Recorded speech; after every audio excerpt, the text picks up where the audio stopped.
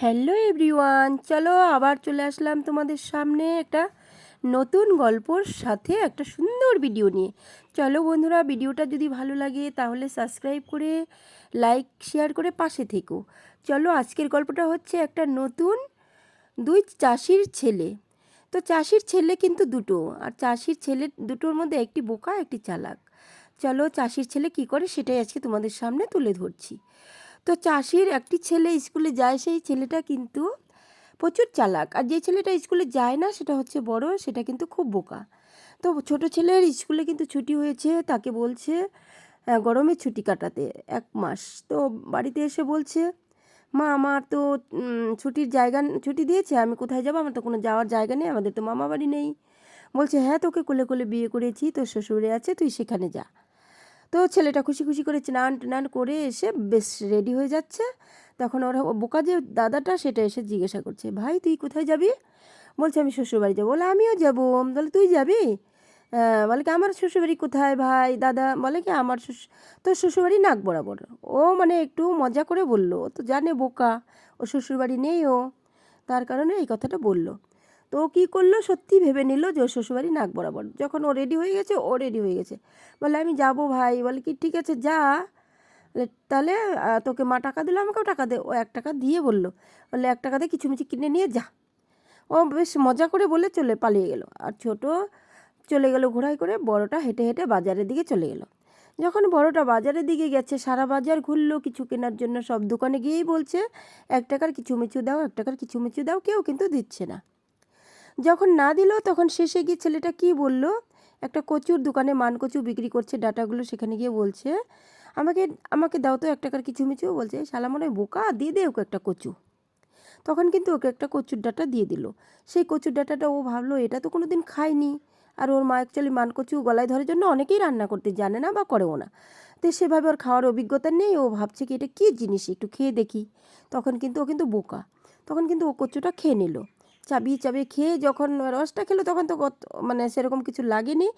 যখন খাওয়ার পরে গলাটা পুরো চুলকাচ্ছে, একদম ধরে গেছে, তখন মানে গলা চুলকাতে চুলকাতে কোন দিকে যাবে ও কিন্তু বুঝতেই পারেনি। ওকে জিজ্ঞাসা করছিল, তোর শ্বশুরবাড়ি কোথায়, ওর ভাইকে। তখন কিন্তু ওর ভাই বলেছিল, তোর শ্বশুরবাড়ি নাক বরাবর, সেই জন্য নাক যেদিকে যাচ্ছে সেদিকেই চলে যাচ্ছে। ওটা কিন্তু ভুলেনি, শ্বশুরবাড়ি যাবে, যে শ্বশুরবাড়ি যাওয়ার কথা কে ভুলে। তখন যেতে যেতে দেখে এক জায়গায় অনেক মানে ওই যে মেল্লেসগুলো থাকে না, সারাদিন ভিক্ষে টিক্ষে করে এনে খায়, তারা কিন্তু যে কোনো জায়গায় একটা ট্যাঙ্ক লাগিয়ে থাকে, সেখানে গিয়ে ওরা রান্না করছে সন্ধ্যাবেলা। বৌদ্ধগুলো সেখানে রান্না করার সময় উনান জ্বলছে না, ধোঁয়া হচ্ছে, হাওয়া লাগছে, সেই জায়গায় গিয়ে বলছে, গলাটাকেই বলছে, আর ধরিস না, আর ধরিস না, আর ধরিস না। ওই সময়টা ওরা বলে, আমরা রান্না করে খাচ্ছি শালা বোকা, আর তুই এসে বলছিস আর ধরিস না, দে তো ওকে মারতো। সবাই মিলে ধরে এসে দিল মায়েরটার দিয়ে একদম নাক টাক ফাটিয়ে দিল।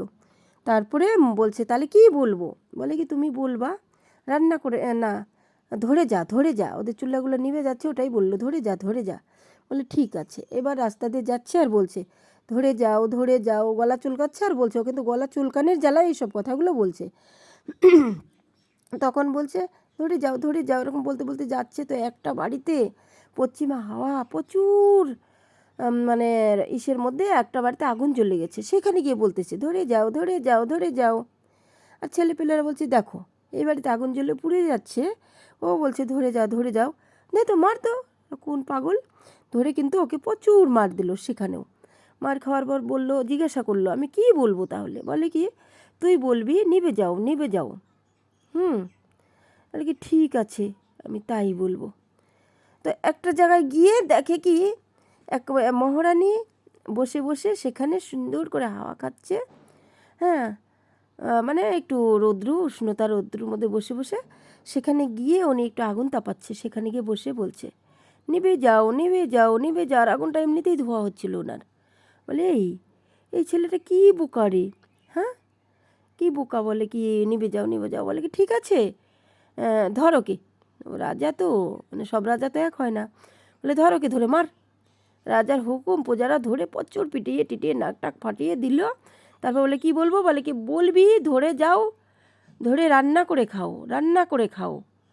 তখন ওখান থেকে চলে যাচ্ছে, যেতে যেতে যেতে যেতে গিয়ে বলছে, রান্না করে খাও, রান্না করে খাও। এক ব্রাহ্মণ চাষি, ব্রাহ্মণ রানীর একটা গরুর গায়ের বাচ্চা মারা গেছে।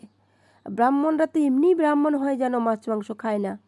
সেখানে গিয়ে বলতেছে রান্না করে খাও, কিন্তু কান্না করতেছে, নাকি রক্ত পড়ছে, রান্না করে খাও, রান্না করে খাও, একটাই বলি। ব্রাহ্মণই ভাবলো, না এই ছেলেটা মনে হয় বোকা, নাকটা দিয়ে কত রক্ত পড়ছে, ওকে ডাকো। যখন ডাকছে বলে কি বলছো, রান্না করে খাও? বলে কি হ্যাঁ। বলে কি না, তুমি কোথায় যাবা? বলে কি আমি শ্বশুরবাড়ি। বলে তোমার শ্বশুরবাড়ি কোথায়? বলে নাক বরাবর। বলে কোনো নাক বরাবর শ্বশুরবাড়ি নাই, তুমি বাড়ি চলে যাও, তোমার নাকে আসো, ওষুধ লাগিয়ে দিই।